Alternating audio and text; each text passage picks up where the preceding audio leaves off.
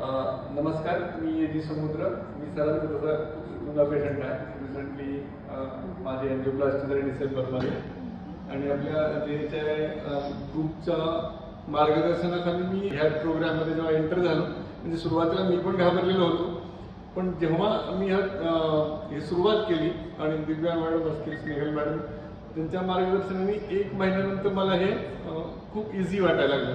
आता अशी परिस्थिती आहे की मी 1 तास रोज चालतो न झटता आणि 1 तास प्राणायाम आणि इतर व्यायाम करतो. हा कॉन्फिडन्स त्यांनी मला बिल्ड करून दिला. आता मला सरांना असं विचारायचं आहे, म्हणजे ऍक्च्युली दम लागत तोपर्यंत चालायचं म्हणजे काय? आता तर तसंही मी 45 मिनिटं चालतो, तर मग how I can calculate this. Basically दम लागापर्यंत चालणं असं आपल्याला अपेक्षित नाहीये. जनरली आपण काय म्हणतो की एखाद्या फ्लॅट सरफेसवर आपण 6 मिनिटं चालत आहोत आणि आपल्याला दम लागत नाही आहोत, तर याचा अर्थ आपल्या हृदयाची क्षमता नॉर्मल आहे आणि ती काही धोकादायक रेंजमध्ये नाहीये.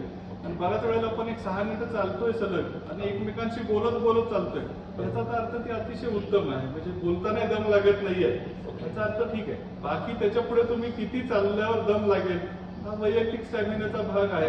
तो जसजसा वाढवू आपण तेवढा ठीक आहे. पण शास्त्रीय दृष्ट्या जर तुम्ही सरळ चालत असाल एखादा किलोमीटर, तुम्हाला काही त्रास होत नसेल, तर I think your heart is back to normal. तर इथनं पुढे तुम्ही जसं व्यायाम कराल, स्टॅमिना वाढवाल, औषधं घेतात, तसं ते चांगलं आहे. काळजी करायचं काही कारण नाही.